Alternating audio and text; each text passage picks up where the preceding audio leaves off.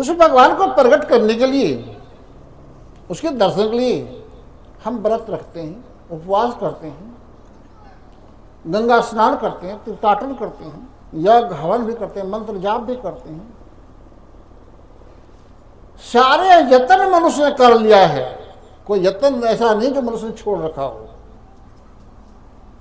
अपनी समझ के अनुसार या मजहब के अनुसार। पर क्या लोगों को भगवान का दर्शन हो गया? क्या विचार इन लोगों का? हुआ या नहीं हुआ? नहीं हुआ। जबकि इतिहास इस बात को सिद्ध करता है कि भक्तों ने पुकारा और भगवान प्रकट हुए। आपने प्रहलाद का नाम सुन रखा है, खंबा फाड़ कर प्रकट हो गए भगवान। और कौन सा नाम था प्रहलाद के पास? किस नाम से पुकारा प्रहलाद ने जो भगवान खंबा फाड़ के प्रकट हो गए? रामायण में भी यह दावा किया तुलसीदास ने। तुलसीदास का जीवन चरित्र कौन नहीं जानता जो पढ़ा लिखा व्यक्ति है, जिनको मुर्दे में और नाव में समझ में नहीं आया कि मुर्दा है या नाव, सांप या रस्सी, जिनकी इतनी समझ नहीं आई, इतना कामांध था, उस व्यक्ति को भगवान मिले। और एक दो जगह नहीं मिले, जिधर उसकी निगाह घूमती, जिधर निगाह घूमती सब जगह भगवान ही नजर आते थे। उन्होंने लिखा है, सिया राम में सब जग जानी, करऊं प्रणाम जोर गोपाल। सब जगह उन्हें नजर आने लगा। कब? क्या उन्होंने बहुत बड़ी तपस्या किया था? क्या उन्हें चारों धाम 68 तीर्थ का भ्रमण किया था? क्या उन्होंने बहुत बड़ा दान किया था? कुछ नहीं। हाँ, गुरु महाराज जी के पास जाकर उन्होंने प्रभु के नाम को जाना। उस नाम के प्रताप से उसे हर जगह दर्शन होना प्रारंभ हुआ। उसने लिखा, सुमरि नाम रूप बिन देखी, यावत हृदय स्नेह विशेषी। कहते सुमरन करो प्रभु कुछ नाम का स्मरण करते ही प्रभु का दर्शन स्नेह युक्त प्रेम से होगा। अब विचार करने का विषय यह है, लोग कहते हैं हरि का 1000 नाम है। हरि के अगर हरि एक है तो नाम 1000 कैसे? अगर नाम 1000 है तो 999 नाम गुणवाचक होगा। गुणवाचक होगा, जो गुणों के आधार पर नाम धर दिए जाते हैं। अरे गुणवाचक नाम एक साधारण व्यक्ति का भी 10-20 हो जाता है। स्पष्ट कर दूं, एक बच्चा स्कूल में जाता है पढ़ने के लिए, लोग क्या कहते हैं? देखने वाले क्या कहते हैं? विद्यार्थी। देखने वाले क्या कहते हैं? विद्यार्थी। वही बालक कल खेत में हल जोतने लगे, देखने वाले क्या कहेंगे? वही बालक कल 10-20 बच्चों को बैठा कर पढ़ाने लगे, लोग क्या कहेंगे? वही बच्चा मरीजों को दवा देने लगे, इंजेक्शन देने लगे, लोग क्या कहेंगे? वही बच्चा काला कोट पहन के पहुंच जाए कोर्ट में, लोग क्या कहेंगे? इनमें कौन सा उसका असली नाम है? जितने भी नाम आपने बताए, इनमें कौन सा असली नाम है उसका? नहीं। इसे कहते हैं गुणवाचक नाम, जो गुणों के आधार पर पड़ जाए। हम उसको कहते हैं भगवान। क्या कहते हैं? आपके गांव में अब तो समय बदल रहा है, पर कहीं कहीं आज भी देखने को मिलता है, बैलगाड़ी होती है। गाड़ी को हाँकने वालों क्या कहते हैं? गाड़ीवान। रथ हाँकने वालों क्या कहते हैं? रथवान। हम उसको कहते हैं भगवान। भाग मने इंद्रियां, वान मने चलाने वाला।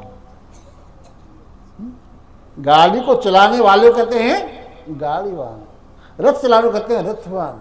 हम उसको कहते हैं भगवान। भग माने होता है इंद्रियां।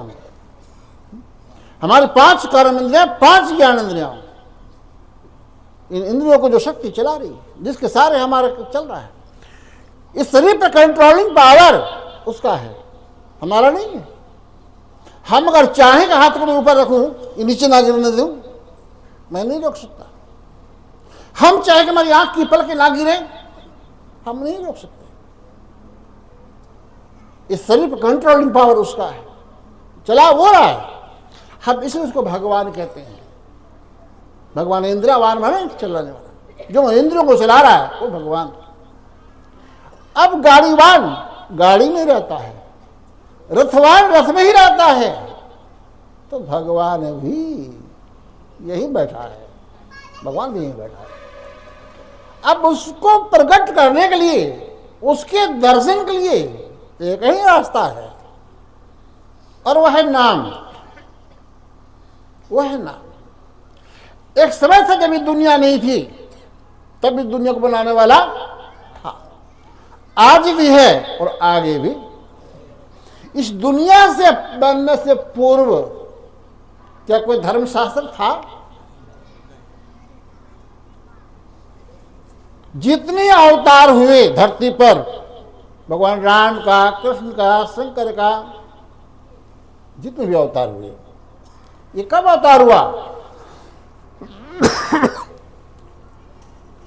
उस भगवान का एक ही सिद्धांत है, जब जब होए धर्म की हानि, बाढ़ है असुर अदम अभिमानी, तब तब धारी प्रभु विविध शरीरा, हरे कृपा सज्जन पीरा। जब राम का अवतार हुआ तभी धर्म का हानि हुई होगी, जब द्वापर में कृष्ण का अवतार हुआ तभी धर्म की हानि हुई होगी, जब शंकर का अवतार हुआ तभी धर्म की हानि हुई होगी। वह कौन सा धर्म है जिसकी हानि होने पर भगवान ने अवतार लिया? लेकिन एक घड़ी थी जब दुनिया भी नहीं बनी थी, मनुष्य भी नहीं था, तब भी भगवान था। तो क्या नाम रहा उसका? तब क्या नाम रहा होगा? हम आज रामायण के पढ़ने वाले महानुभाव राम राम राम राम का माला जपते हैं। राम के पिता दशरथ, दशरथ के पिता आद्य, रघु, दिलीप, वो किस नाम का जाप कर रहे होंगे भाई? राम के पूर्वज किस नाम का जाप कर रहे होंगे? हम भगवान शंकर का नाम जपते हैं, बहुत अच्छी बात, पर शंकर के ससुर भी क्या शंकर का नाम जप रहे होंगे क्या?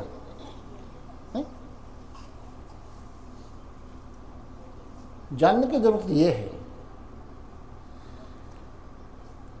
इस बात की चर्चा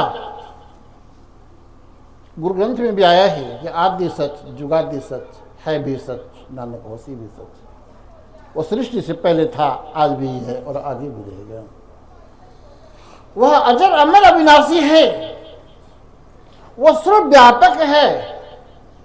यह भगवान शंकर की वाणी है कि हरि व्यापक सर्वत्र समाना, ओ प्रेम से प्रगट होत में जाना।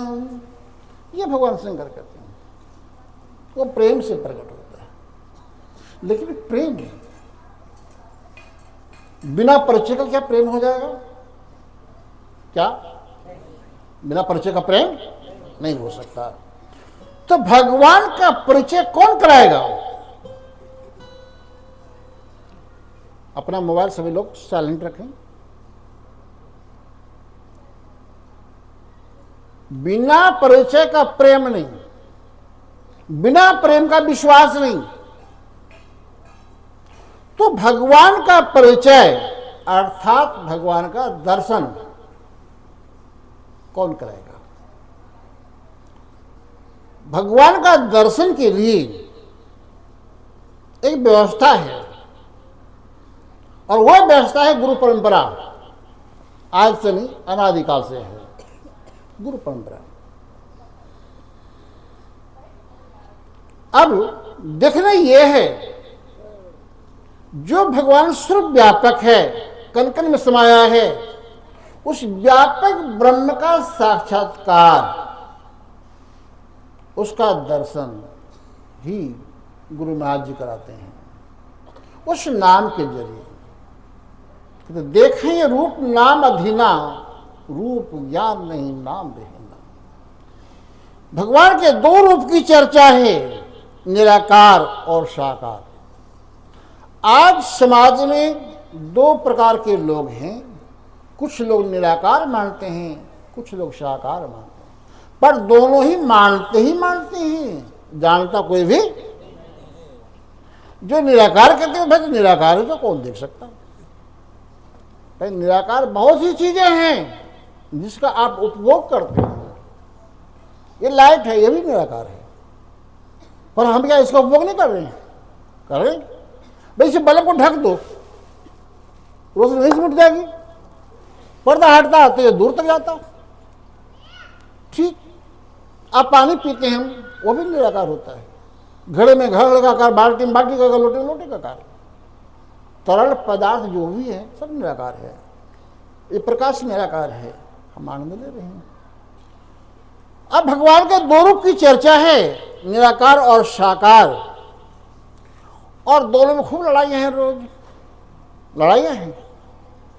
आज अगर देखो इस दुनिया के अंदर अगर लड़ाई है तो भगवान के नाम पर लड़ाई है या नहीं? लड़ाई किस पर है? भगवान के नाम पर। जबकि प्रत्येक मनुष्य को रोटी कपड़ा मकान चाहिए जिंदा रहने के लिए, इस पर कोई विवाद नहीं है। इसमें कोई विवाद, कोई झगड़े मुकदमे हैं क्या? अगर झगड़ा होता है तो भगवान के नाम पर, और खून की नदियां बह जाती है, खून की नदियां बह जाती है। सज्जनों, आज हमें जानने की जरूरत है, मानने की नहीं। हम बात करते हैं जानने की। दुनिया में हर एक चीज को परखने की कसौटी है आपके पास। आप बाजार जाते हैं कपड़ा खरीदने के लिए, वस्त्र खरीदने के लिए, रेशमी, सूती, ऊनी, सिल्क की पहचान है। तो जो आप चाहते हैं खरीद के लाते हैं। अगर आपको पहचान ना हो तो सूती की जगह आप टेरिकॉट उठा के ले आएंगे, टेरिकॉट उठा के। सज्जनों, भगवान को पहचानने की क्या कसौटी है? कैसे पहचानेंगे भगवान? चूंकि इस धरती पर मनुष्य, राक्षस, देवता, भगवान सब एक ही रूप होता है नहीं होता? कहीं ऐसा तो नहीं कि राक्षस का नाक नीचे पीछे कर रहा हो, हैं? ऐसा तो नहीं लगा ना? सब एक शक्ल में है। कैसे पहचाने कौन राक्षस है, कौन मनुष्य है, कौन देवता है, कौन भगवान? भगवान भी इस धरती पर जब अवतार लिया तो घर के लोगों नहीं पहचान पाए, घर के लोग नहीं पहचान पाए, रिश्तेदार नहीं पहचान पाया। पहचाना कौन? जिसके पास कसौटी थी, जिसके पास कसौटी थी केवट के पास। पहले चरण धोया तब नाव पर बैठाया, कसौटी थी। लेकिन कसौटी का अभाव था हनुमान के पास, उसने देखे नहीं पहचान पाया। जिस हनुमान की आज घर घर पूजा हो रही है वह भी पहचानने में समर्थ हुए। जब सीता का हरण हो गया, भगवान राम और लक्ष्मण सीता की खोज करते हुए चले जा रहे हैं। जब ऋषिमुख पर्वत के समीप आए तो उस पर्वत पर सुग्रीव अपने बाली भाई के भय से भयभीत होकर उस पर्वत पर था। वहीं पर हनुमान सुग था, जामल सब वहीं थे, वानर सेना। इस सुग्रीव की सेना थी। सुग्रीव ने देखा कि दो बड़े बड़े वीर, लंबी भुजाएं, हाथ में धनुष बाण, कंधे पर तरकस, ये कौन है? संदेह हुई कि हो न हो के बाली का भेजा हुआ कोई व्यक्ति हो। हमें अपने दुश्मनों का भय तो हमेशा होता है, आधी रात में दुश्मन खटकता है। और उन्होंने तुरंत हनुमान से कहा, हनुमान देखो पता करो कौन है दोनों। तो हनुमान ने ब्राह्मण का वेश धारण किया और जाकर पूछा भगवान राम से। क्या पूछा? को तुम श्यामल गौर शरीरा, क्षेत्र रूप धरि फिरऊं बन वीरा। पूछते आप दोनों कौन है? लेकिन राम लक्ष्मण मौन है, कोई जवाब नहीं देते हैं। तो आज की भाषा में कहूंगा कि मैं मक्खन लगाए, मक्खन लगाए। कठिन भूमि को मल पदगामी, कवन हेतु बिचरऊं बन स्वामी। क्यों कहीं कह दे हम भाई सुग्रीव को ढूंढ रहे हैं, दिमाग में देखी बात है। क्यों पूछा? इससे स्पष्ट है कि हम पहचानने में असमर्थ है। अगर पहचान ली होती तो पूछने की जरूरत नहीं पड़ती। लेकिन वही बाली था, बाली ने नहीं पूछा। जो ही बाली के समीप राम आए, बाली ने तुरंत पहचाना, तुरंत पहचाना। कहते मैं बैरी सुग्रीव प्यारा, अब गुण कवन नाथ मोहि मारा। नाथ सब संबोधित किया। क्या कसौटी थी बाली के पास जो बाली ने पहचान लिया? केवट ने पहचान लिया, जटायु गिद्ध का पक्ष उसने पहचान लिया। क्या कसौटी थी उनके पास? तो कसौटी है, कसौटी। नाम देखे बस कुत्ते के रूप में भगवान आए, उसने पहचान लिया। मीरा पास नाग के रूप में आए, उसने पहचान लिया। क्या कसौटी थी? तो वह कसौटी है। जब तक वो कसौटी हमें उपलब्ध नहीं होगी, हम भी भगवान की पहचान नहीं कर सकते, नहीं कर सकते। तो वह कसौटी, उसको नाम शब्द का संबोधित किया है। अब आप ये देखेंगे, मैंने पहले बताया कि सृष्टि से पूर्व भगवान था, आज भी है, आज भी रहेंगे। पर उसका नाम क्या है? उस नाम के लिए रामचरितमानस में अंकित किया है कि नाम रूप दो कथु कहानी, समझत सुखत न परत बखानी। प्रभु का नाम और रूप दोनों कथनीय है, कहने में नहीं आता, समझने में सुखदायी है, पर व्याख्यान करने में नहीं बनता।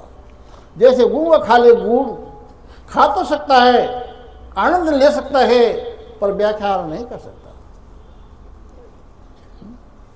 तो अब जब मनुष्य को उस नाम का बोध होता है, मैंने पहले बताया भगवान आपके हृदय में है। आप सब लोग यहां बैठे हैं, क्या आप में से ऐसा कोई सज्जन है जो अपना नाम घर में छोड़ के आए हों? जरा हाथ उठाने जो छोड़ के आए हो नाम, अलग नहीं हो सकता। जब आपका नाम और रूप अलग नहीं हो सकता, तो भगवान का कैसे हो जाएगा? अगर भगवान आपके हृदय में है तो उसका नाम भी हृदय के अंदर है। इसलिए कहते जो दिल से मेरा नाम गाता रहेगा तो मुझको याद आता है। दिल की बात करी, कंठ की बात नहीं करी। अब वो राम और नाम दोनों में जमीन आसमान का अंतर दिखाया है। रामचरितमानस में जमीन आसमान का अंतर दिखाया है। आज रामायण की पढ़ने वाले महानुभाव राम राम राम ही जानते हैं, नाम को नहीं जान सकता। भाई राम राम राम कहते कहते दशरथ ने प्राण त्याग दिया, पर दशरथ को मोक्ष की प्राप्ति नहीं होती, सूर्यलोक की प्राप्ति हो रही है। वर्णन है। पर आज मृत्यु समय राम राम भी कोई नहीं कह सकता, कह लेगा क्या? पर दशरथ ने राम राम राम राम कही राम परि परि हर रावण गौर से उठा, तो सूर्यलोक के प्राप्त हुए, मोक्ष की प्राप्ति नहीं होती। जबकि उसी रामायण में वर्णन है कि जा कर नाम मरत मुखिया अधम मुक्त हो ही श्रुति गावन। अधम से अधम प्राण भी मुक्त हो जाता है। देखो वह नाम है क्या?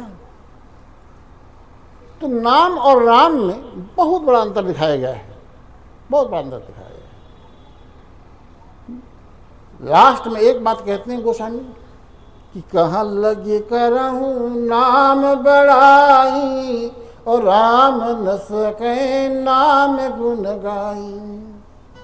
उस नाम की महिमा स्वयं राम भी नहीं गा सकते। तो वह नाम भी हमारे हृदय में स्थिर है। उस नाम को जानने की जरूरत है। उस नाम को जानकर जब हम नाम का चिंतन करेंगे, नाम का स्मरण करेंगे, तो हमारे जीवन से दुखों का अंत होगा, दुखों का अंत होगा, दरिद्रता का अंत होगा। आज समाज में प्रत्येक मानव दुखी है, प्रत्येक मानव दुखी है। साफ दावा किया है कि जप ही नाम जनियारत भारी और मिटे कुसंकट हो ही सुखारी। जब मनुष्य आर्त भाव से भगवान के नाम का जाप करता है तो संकट मुक्त हो जाता है और जीवन सुखमय होता है। आर्त भाव से तात्पर्य ये ब्रज घाट है, गंगा किनारा है, और भी बहुत सारे शहरों में आपको लोग मिलेंगे। एक आदमी ठेले पर बैठा होता है, दूसरा धक्का देता रहता है, हाथ में कटोरा होता है, बड़े आर्त भाव से कहता है दे दे राम दिला दे राम देने वाला सीताराम। कहता ही नहीं कहता? क्या उसका दुख दूर हो गया? उतना तो आत्मा आप भी नहीं गा पाओगे भाई। तो क्या रामायण गलत है? रामायण गलत है या गीत गाने वाला गलत है? याद रहे रामायण अनुभव के आधार पर है, और अनुभव से पकड़ा जाता है, विद्वता से नहीं, विद्वता से नहीं।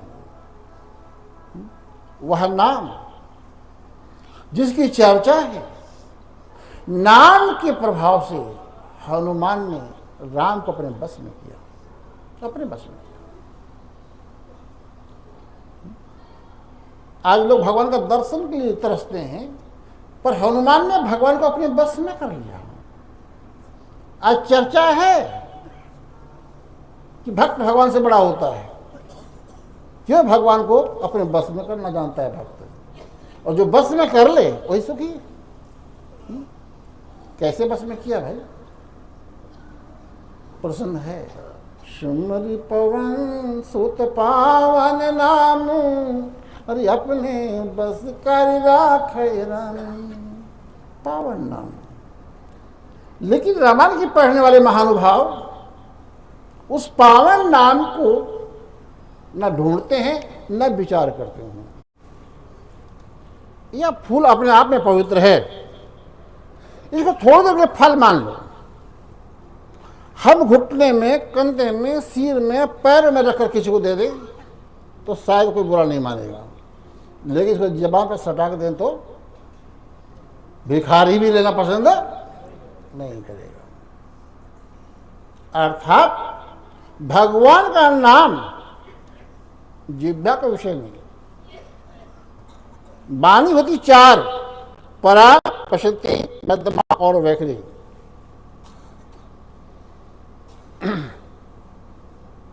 हम जितना भी नाम जानते हैं प्राय दो वर्ण के विषय है। जैसे हम कहते हैं राम, तो रा कहने पर कंठ खुलता है और मां कहने पर ओठ में ओठ सटता है, शब्द बनता है राम। इसमें दो बारी काम आती है, मध्यमा और वैखरी। इसी तरह से बहुत से नाम हैं जो दो वाणी के विषय है। एक नाम है ओम, जो आज के विद्वान कहते हैं ओम सबसे बड़ा नाम है। ओम सबसे बड़ा, चिको तीन वाणी में आता है। जब हम कहते हैं ओम तो जोर पड़ता है हृदय पे, जोर पड़ता है हृदय पे। पशंती उपजती हृदय से, मध्यमा कंठ से, बखरी ओठ के सहारे। लेकिन परा उपजती है नाभि से, पर उपजती नाभि से। संत कबीर का नाभि कमल से उठत है, सुन में जाए समाए, हाथ पांव को नहीं पकड़ा कैसे जाए। वो परा वाणी के विषय है जो उपजती नाभि से।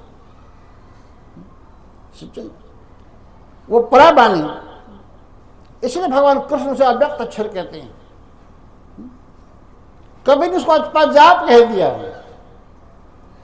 और वह परा वाणी का जब मनुष्य को ज्ञान होता है, उस नाम का जब चिंतन, फिर हम उठते बैठते सोते जागते हर पल हर घड़ी करने में स्वतंत्र हो जाते, समर्थ हो जाते हैं। मान पुरुषों का कर से कर्म करो भी दीनाना, मन राखो जहां कृपा निधाना। मनुष्य रास्ता चलता है, लेकिन जो प्रिय वस्तु होता है या जो कोई प्यारा है, मित्र है, जिसे मनुष्य को प्यार होता है, उसको कभी भूलता नहीं। तो आज आवश्यकता है समाज की समस्त उत्तरदायित्व को निभाते हुए निरंतर प्रभु के नाम का जाप करना, निरंतर। और निरंतर तभी होगी जब हमें परावाणी का ज्ञान होगा। जब हमें परावाणी का ज्ञान होगा तो भगवान के नाम का अनुभव होगा। जब नाम का अनुभव होगा तो भगवान का दर्शन होगा। जीवत दर्शन अगर है तो आगे मोक्ष की गारंटी दिया है महापुरुषों ने। जीवत दर्शन है तो आगे मोक्ष की गारंटी दी। अगर जीवत दर्शन नहीं है तो मुक्ति की कोई गारंटी नहीं। फिर हम कहां जाएंगे जहां से चलकर आए हैं। इस जिंदगी से पहले हम 84 लाख योनि में भटक रहे थे। भटकते भटकते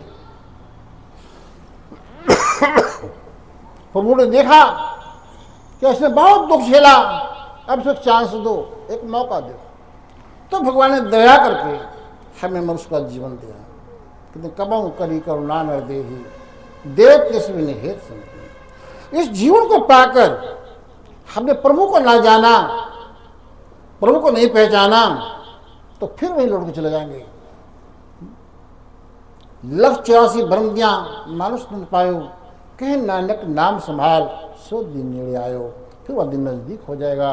वो 84 लाख योनियां। जन्म मरत दुषा दुख हुई, जन्म और मृत्यु सबसे बड़ा दुख का घर है।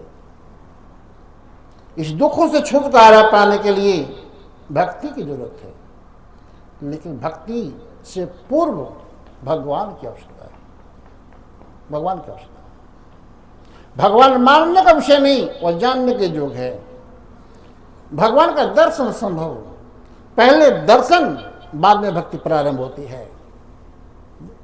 भक्ति के प्रभाव से भगवान नहीं मिलता, भगवान को मिलने के बाद भक्ति प्रारंभ होती है। भक्ति का अर्थ है सेवा। भक्ति का अर्थ है सेवा। कब करेंगे? जब कोई सन्मुख होगा। जब कोई सन्मुख होगा ही नहीं तो सेवा किसकी होगी? और भक्ति स्वतंत्र है। भक्ति स्वतंत्र है। भक्ति से यह लोक और परलोक दोनों सुखद होगा। आज लोग राम राज्य की कल्पना करते हैं, लेकिन राम राज्य में भी लोग दुखी थे। राम राज्य में लोग उतरे। भगवान राम ने देखा अयोध्या वासियों को बहुत नजदीक से। बहुत लंबा प्रसंग है, हम बहुत संक्षेप में बताएंगे। भगवान राम ने कहा कि जो परलोक यहाँ सुख चाहूं, सुनी मैं बचन हृदय दृढ़ गाऊं।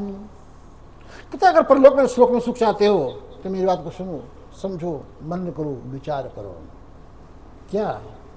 सुलभ सुखद मार्ग यह भाई, भगति मोर पुराण श्रुति गाई। वो कहते सुलभ है और सुखद। क्या है? मेरी भक्ति सुलभ है। आज समाज में जिसको भक्ति की दर्जा देते हैं लोग, न तो ये सुलभ है और न ही ये सुखद है। भगवान राम कहते सुलभ सुखद मार्ग यह भाई, भक्ति मोर पुराण श्रुति गाई। कहते मेरी भक्ति सुलभ है, सुखद है। अब हम एक बात आपसे पूछना चाहते हैं। आप लोग बहुत दूर दूर से आए हैं,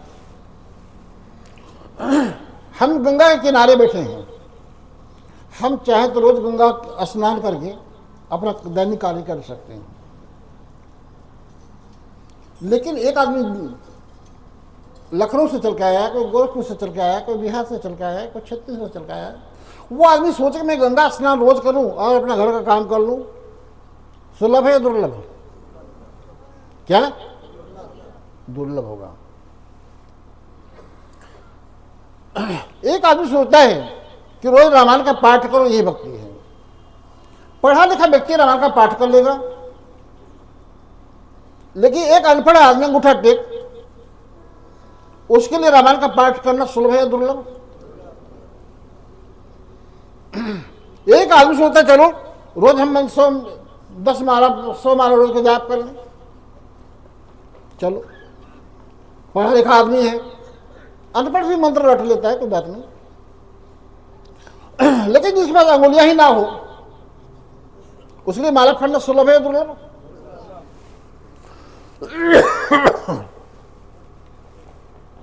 हम सोचते रोज हवन करो, यही भक्ति है।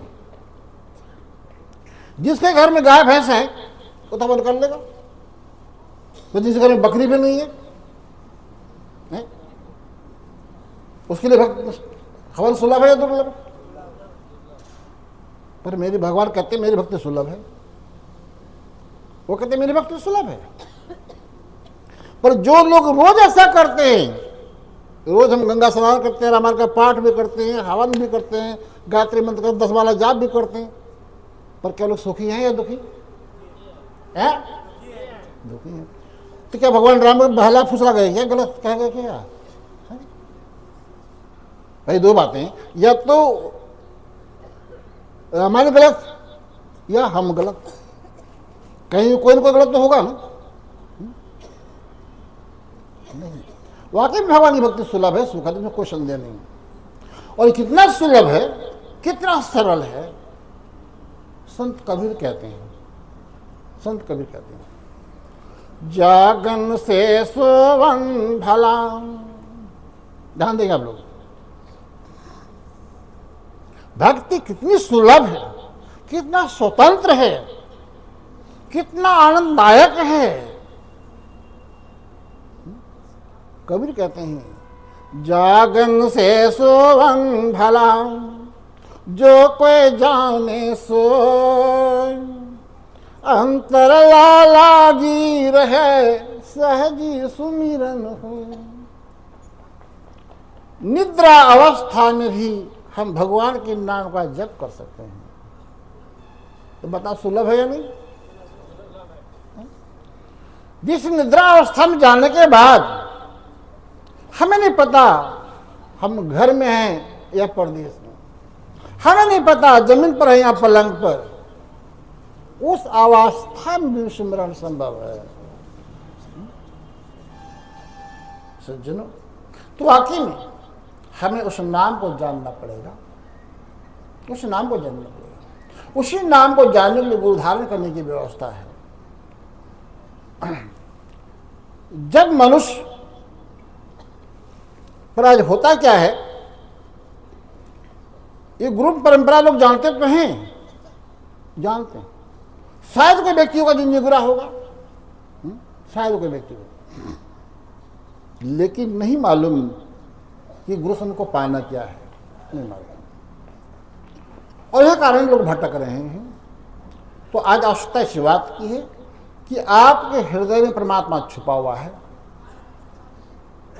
उसको पाना बहुत सरल होगा, उसका दर्शन सरल होगा और सुखद होगा। जीवत दर्शन है तो सब समस्याएं समाधान हैं, सब दुखों का अंत होगा। इसलिए उस भगवान को जानो, पहचानो। जब हम नाम का सुमरण करेंगे तो भगवान स्नेह युक्त प्रकट होगा, प्रेम से प्रकट होगा और उसका दर्शन संभव है। तो आज एक मौका है कि हम उस प्रभु को जाने, पहचाने, उसका नित्य निरंतर ध्यान करके अपने जीवन को सुखद बनाएं। अधिक कुछ ना कर चंद शब्दों के साथ कार्यक्रम समाप्त होता है। हरिओम तत्सत।